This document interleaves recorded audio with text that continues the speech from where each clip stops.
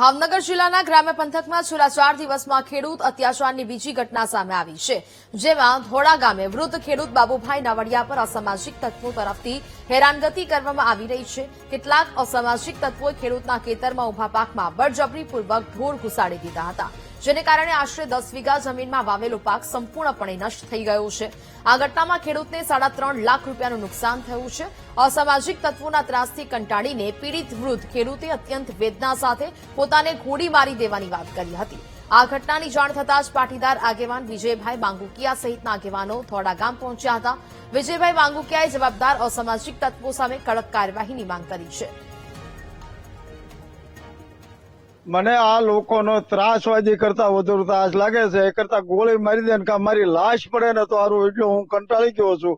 કારણ કે મેં એનું કોઈ પણ સમાજનું કોઈનું નથી બગાડ્યું, તો મારા ખેતરમાં સારી દીધા અને સાર્યા પછી ઉભો કપા 10 વીઘાનો સારી દીધો છે। અને તારે જ્યાં જવું હોય ને જા, તને મારીને પાડી દઈશું।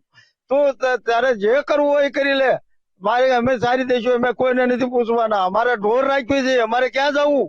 એ કે તમારામાં કોઈ કોણ ગમે એવો હોય એના અમે ખેતર સારી દઈશું એમ। સામાજિક સમરસતા જળવાઈ રહે ને એવા અમારા પ્રયાસો છે, પરંતુ દરેક સમાજની અંદરથી દરેક સમાજના લોકો જો બહાર આવે અને અસામાજિક તત્વો સામે જો આંખ ઊંચી કરનારા લોકો સામે જો ખેડૂતોને હેરાન કરનારા લોકોની સામે જો લોકો અવાજ ઉઠાવે ને તો ચોક્કસ આનું નિરાકરણ આવે અને ભયમુક્ત જીવન બનાવવા માટેના અમારા જે પ્રયાસો છે, ભયમુક્ત જીવન ગામડાની અંદર લોકો વસવાટ કરે અને શહેરોની અંદર જે મુશ્કેલીઓ પડી રહી છે, શહેરોની અંદર જે નાની મોટી જે તકલીફો પડી રહી છે, એના કારણે ગામડાની અંદર સુરક્ષા મળે અને ગામડાની અંદર ખેતીના વિષય ઉપર ખેડૂતો આગળ વધે એવા માટે પ્રયાસો કરી રહ્યા છે। સામાજિક સમરસતા જળવાઈ રહે ને એવા અમારા પ્રયાસો છે, પરંતુ દરેક સમાજની અંદરથી દરેક સમાજના લોકો જો બહાર આવે અને અસામાજિક તત્વો સામે જો આંખ ઊંચી કરનારા લોકો સામે જો